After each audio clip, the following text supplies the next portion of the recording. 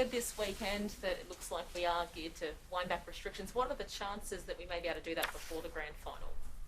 No, we've been very clear that we want to look at numbers as they unfold this week.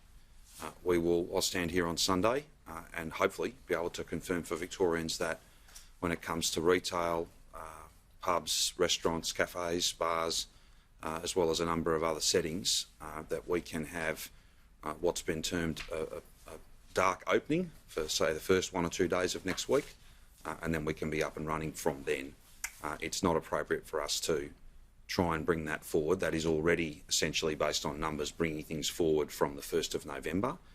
I know it's very frustrating, but the passage of time is really important in this. You only know the picture on any one day is not as complete as you would like, and there's a number of reasons for that. This virus can be latent. What's more, not everybody who's got symptoms gets tested quite as quickly as they should. There are even some people who have symptoms and don't get tested.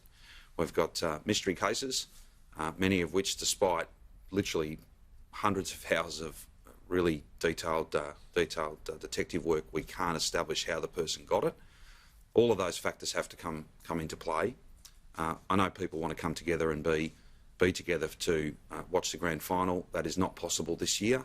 And if people try and do that, if people go and spend time at a friend's place or family member's place, then they potentially put at risk everything that we've built. Ultimately, no one game of footy, no one barbecue or dinner with friends is worth all that can be on offer in a COVID-safe summer and a COVID-safe and COVID-normal 2021. I know what the footy means.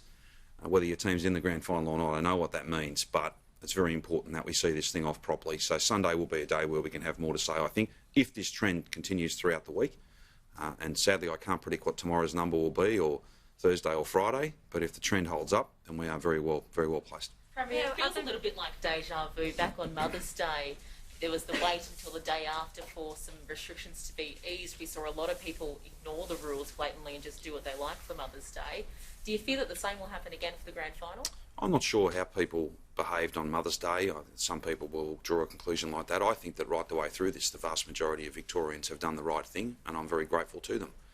You don't achieve these sorts of numbers.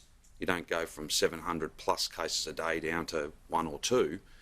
You just don't achieve that unless people are following the rules. And I think that there'll always be examples of people who aren't, and I would just appeal to them.